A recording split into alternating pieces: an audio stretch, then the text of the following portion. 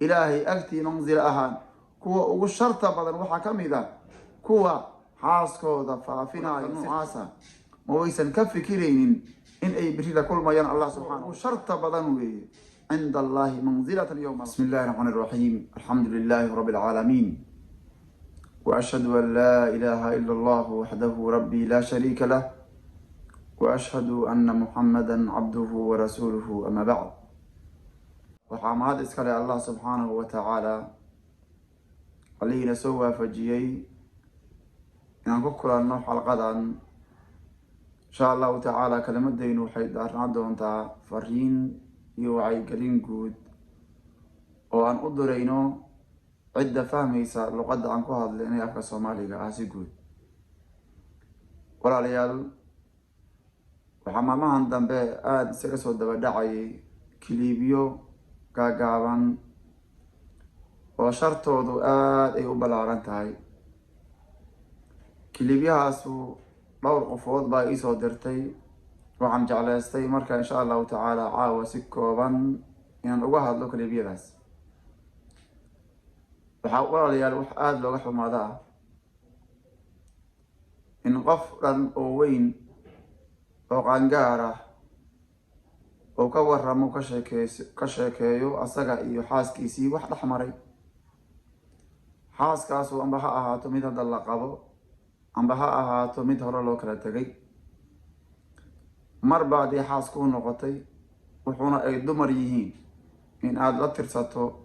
amba aad wixii idin dhex maray gogol ahaan idin dhex maray adiga iyo xaaskaagii aad ka waran tahay waa wax aada looga xumaada weeye. waana wax maangaabnimo tilmaamaya. qofka arrinkaas sameynaya doqonnimadiisa ay tilmaamaysaa in asaga iyo xaaskiisii oo ka hadlo amba ayada iyo ninkeedii iyo xaaskeedii iyo wixii dhex maray ay ka waran tahay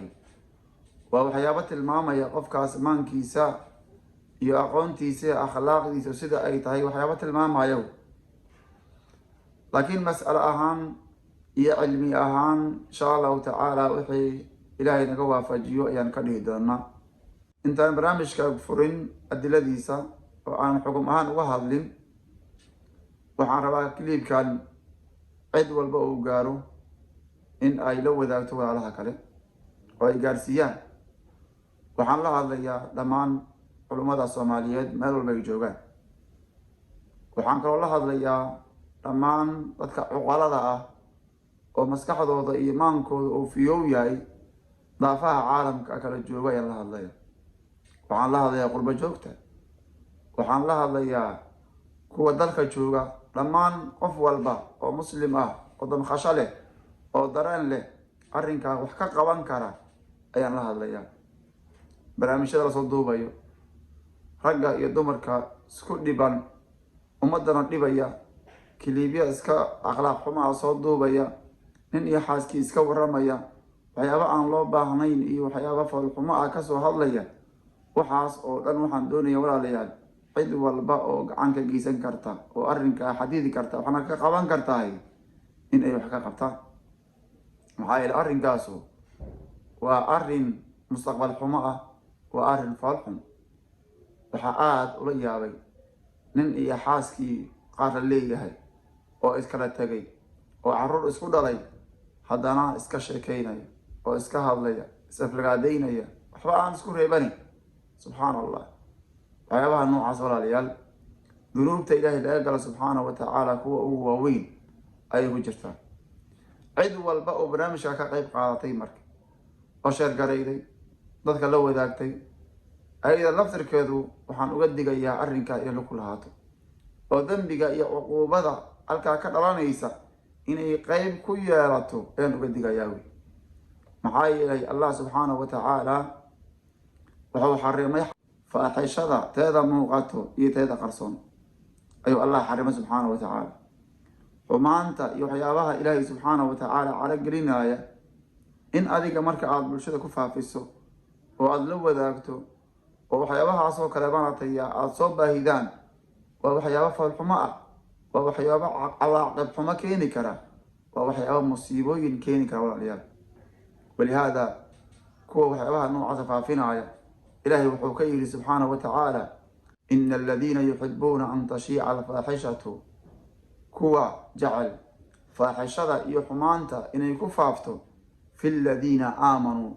ضدك الله إيا النبي الرمي مؤمنين تدحضوا ذا إن يكفافتو حمانتا كوا جعل كوا سوحيليهم لهم عذاب في الدنيا والآخرة عذاب الدنيا إيا عذاب آخره أي إليهم كوا حمانتا فافنا ضدك مؤمنين تدحضوا ذا حمانتا كفافنا وحيليهم عذاب الدنيا إيا عذاب آخر إليهم كوا أدو مقرانيسا